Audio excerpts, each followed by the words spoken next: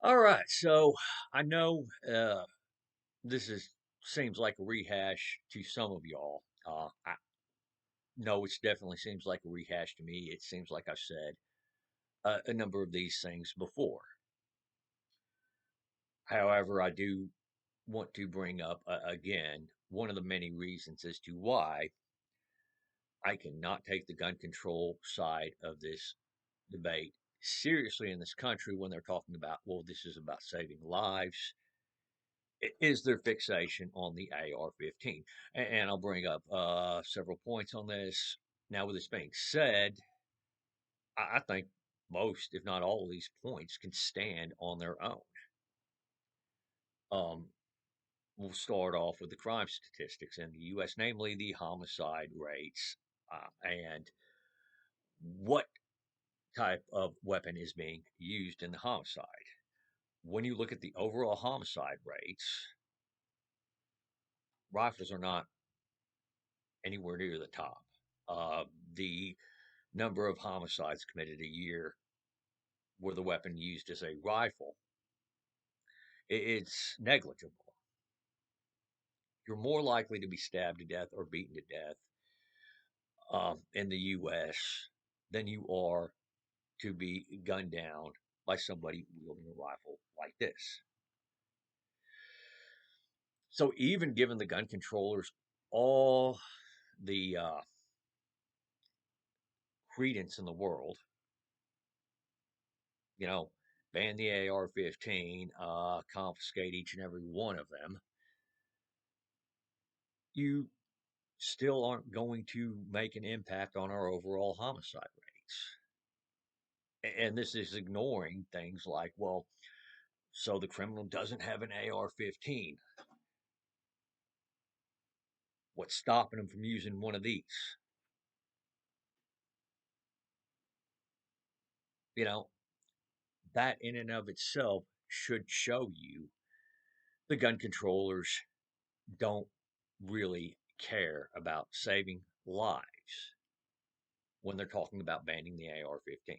I could stop there, but I am going to continue. The next point,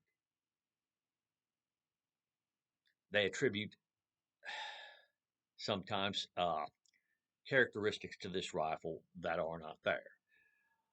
Many of them like to pretend like the commercial off the shelf AR 15s you get have an automatic mode of fire for some reason. I've never figured out why. And, for those people saying, but we're not really saying that. Yes, you are. You've had a number of people on your side of the aisle come out and say that these are automatic rifles and have called these automatic weapons. They're not. And yes, people on your side of the aisle have said that. Next, the AR 15 has a super powerful round. No, it doesn't. It is chambered and what is known as an intermediate round.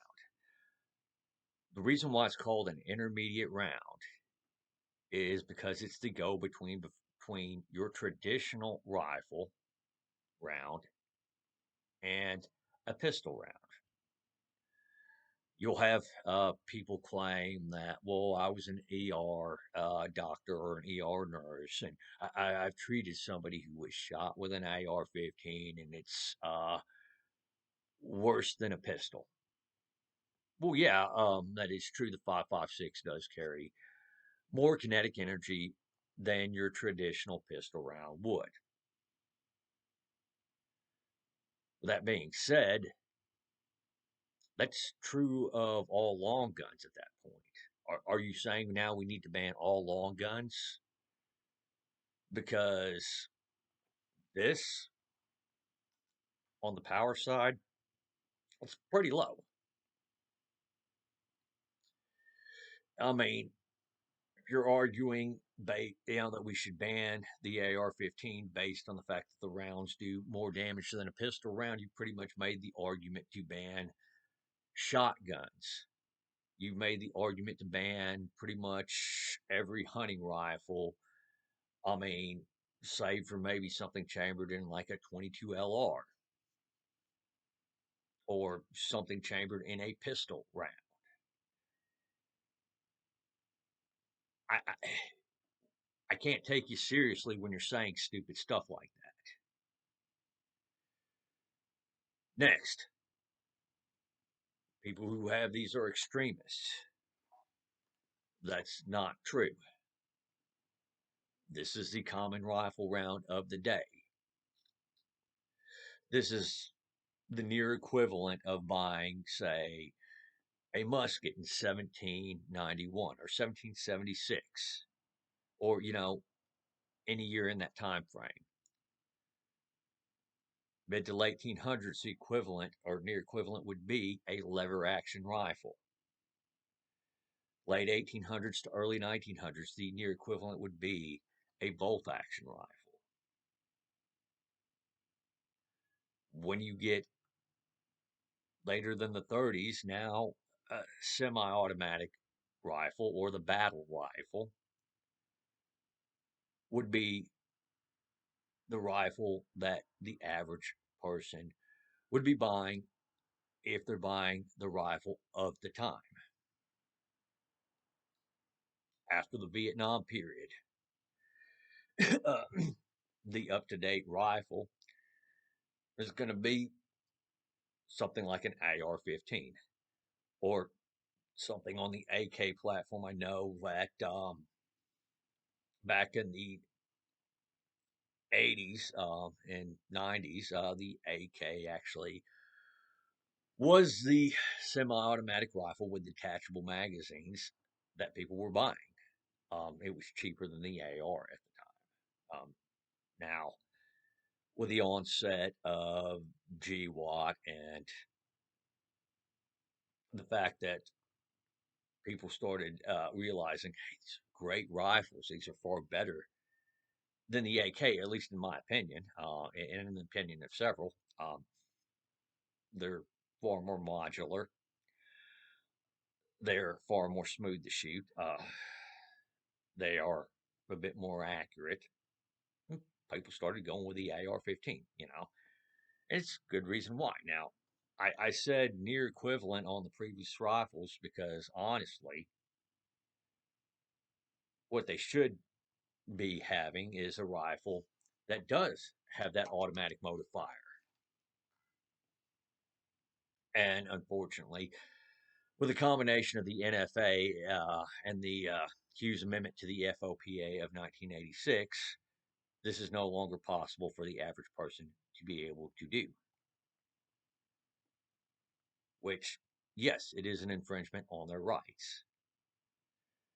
So, with that being said, this is the common rifle.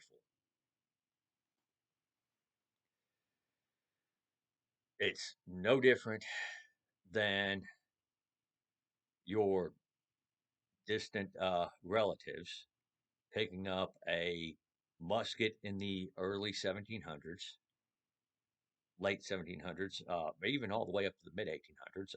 And then when they developed lever action rifles, it's no different than your distant relative picking up a lever action rifle in those time frames. And then with the invention of bolt action rifles, those then became the standard of the time. Then now, rifles like these are the near equivalent. So, moving on from there, there are a lot of bait and switches when it comes to mass killings and these rifles and the U.S. in general. And what I mean by this is the gun controllers, on one hand, will sit there and say we have more mass killings in the U.S. than days in the year. Uh, then they will turn around and say, well, the rifle like this, the AR 15, is used in the majority of them. Already, we can tell this is not true because if you go by that measure where they're claiming that there are more mass killings than there are day in the year, or days in the years, or mass shootings than days in the year. You look at that criteria, AR-15 is nowhere in the top.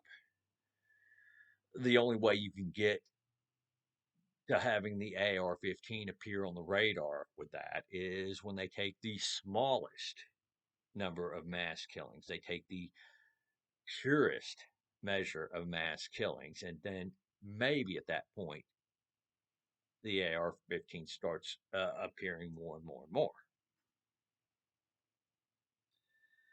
So that, in and of itself, is another reason to not take these people seriously, because either one, they are just repeating things they've heard but not actually looked into themselves from partisans who are not interested in telling the truth, or they themselves know and will say things they know to be untrue because it supports their side of the aisle.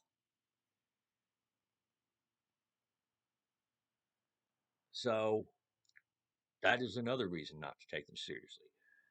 The fact of the matter is that, yes, this is the most popular rifle platform today for good reason. Characteristics: accurate, low recoil. You have the ability to fire follow up shots.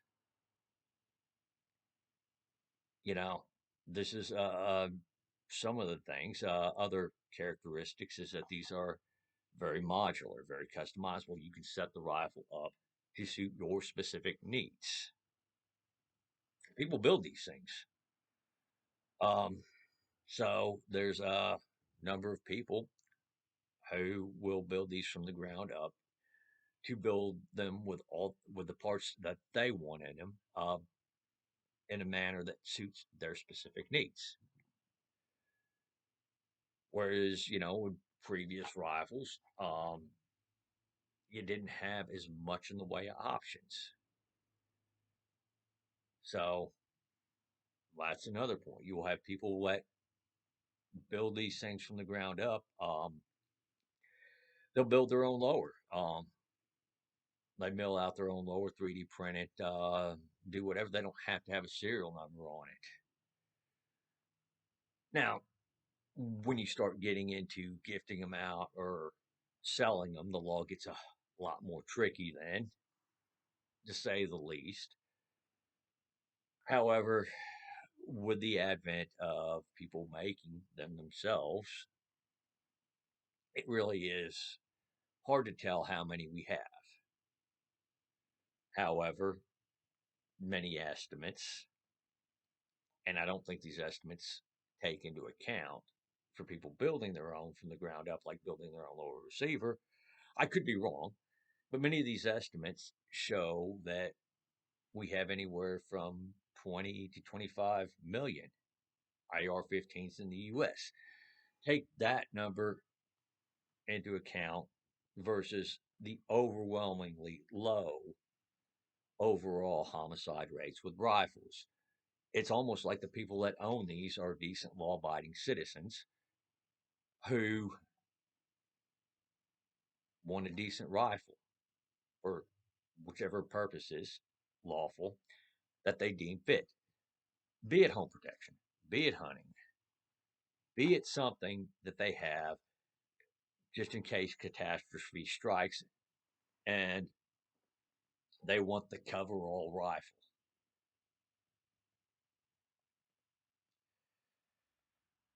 So, yeah, again, it's not uncommon for people to own rifles like this. If you're going to buy your own rifle, and you're going to the gun store, and this is your first rifle you've ever bought, and you're in the current year, there's a good chance you're going to pick up an AR-15. It's the smart choice. It's the prudent choice. This is a cradle to grave rifle. What I mean by cradle to grave is you can start off shooting this rifle and you can still manage this rifle even when you're a senior citizen. The same cannot be said about other rifles that the gun control side of the aisle would claim to be okay with until they got their ban on the AR-15. And then it's going to be something else. And again, gun controllers, you've shown me and others all the reason in the world to not take you seriously when you say, well, why can't you all just give up your AR 15s? We're only asking for your AR 15s. That is a lie. You know it's a lie. Most recent example, Canada decided to ban what few AR 15s they still legally allowed their people, their licensed firearm owners, to have under Trudeau. And then very shortly after that, they put the ban on handguns.